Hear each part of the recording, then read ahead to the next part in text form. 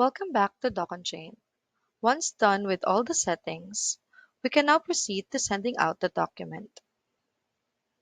But first, here are the other options that you may see and also use for your document.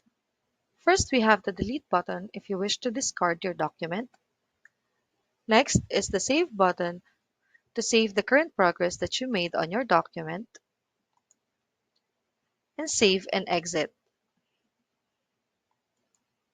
For sending the document, you also have two options. Either you can send now or send later.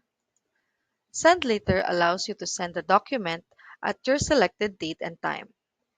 You may click here to select your preferred schedule. Below you can also see different options, starting with the option to receive an email notification during the document updates. This means that every time your document is being signed or approved, you will be notified via email. You may also unclick this if you don't want to receive many email notifications for your documents.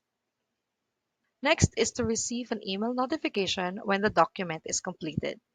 Along with these comes two other options: to attach the PDF document to the email notification and attach certificate of completion. If the PDF attachment exceeds 5 MB, you will receive an email link to your signed document.